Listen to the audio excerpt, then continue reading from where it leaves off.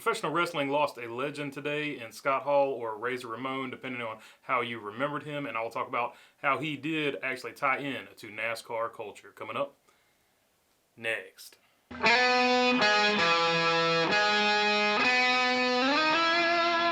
So Scott Hall, or as a lot of people remembered him, Razor Ramon, passed away yesterday. As this video comes out, it'll be yesterday. And I always remembered him. He was always one of my favorites. I used to love watching wrestling back during that era. I remember Razor Ramon, and Razor Ramon was awesome. He wrestled for a long time before that in the 80s, but in the 90s, he really broke out.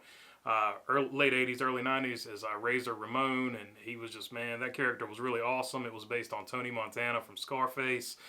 So that character alone, if that's just where his wrestling career had stopped, he still would have been remembered as Razor Ramon, the bad guy. But after a long run in WWF or WWE now, he moved on to WCW with his buddy Kevin Nash, and it is when he moved over to WCW with Kevin Nash that he took wrestling to a whole nother level that's sort of hard to understand unless you lived in that era, because like people didn't really care about wrestling. Then all of a sudden in the late 90s, wrestling was just really big, was this huge thing. It just had a cultural moment, or whatever you want to call it, and Scott Hall and Kevin Nash were almost directly responsible for that, along with, on the other side of it, Stone Cold Steve Austin, who was a WWF man. But they created basically the NWO, and the NWO was just this big cultural phenomenon at that time, and I'll just always remember that. They were the outsiders, and it eventually became NWO. They turned Hulk Hogan into a heel from formerly being a good guy or babyface. But Scott Hall was just one of those wrestlers, and he just had a huge impact, and I hated to see him pass on. So basically what happened is he had some heart trouble. He had a pacemaker put in, then he had a fall and he broke his hip. He was having hip replacement surgery, and during the surgery, basically he had 3 heart attacks. And they put him on life support, and they waited for his family to get there. Once his family got there, they took him off life support, and that was that. We lost a legend. So how does this tie in to NASCAR? Well, I mentioned that they made wrestling a cultural phenomenon, and because they brought so much money in with wrestling, wrestling actually started sponsoring race cars. And here are those race cars. Billy Standridge drove it in Cup from 94 to 95. In 1995's Rodney Combe and Petty Enterprises got into the mix in the Busch Series, where they drove the WCW car.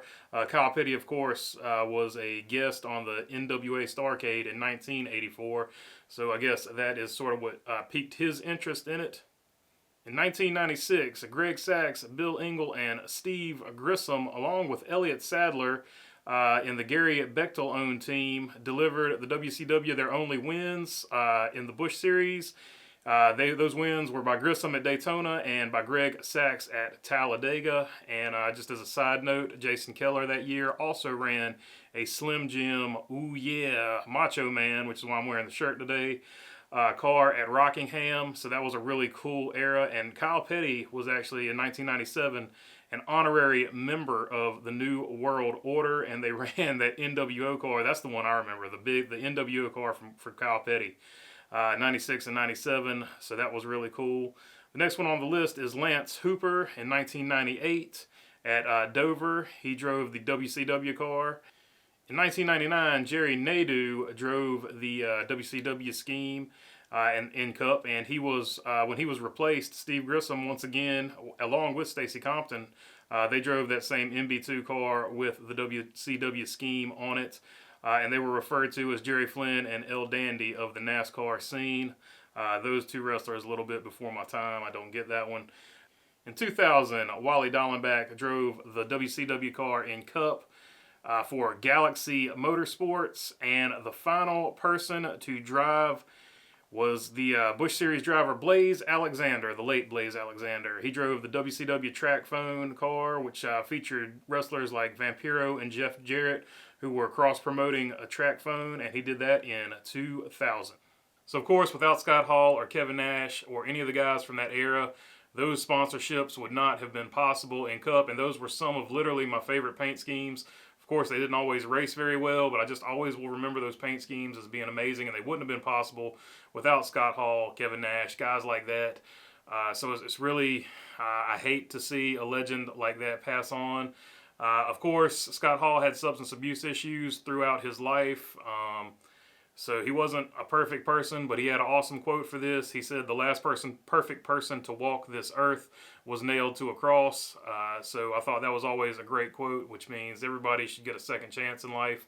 And I definitely think Scott Hall made the most of his second chances, as he had basically picked up his life and cleaned up since then. So very unfortunate that we lost him now, but definitely was a legend, and I don't know, just terrible, just another terrible story, I guess. All right, that's all I got for you on this one. I will make another video is coming out that'll be about Kevin Harvick and a milestone he achieved. So that'll be after this video comes out, probably after lunch or something like that. But there is another video coming out today that is more specifically about racing, but I did want to honor Scott Hall because he did a lot for wrestling, and he did, in fact, he was one of the key reasons why NASCAR was sponsored by wrestling. All right, that's all I got for you. Thanks for your time. Peace.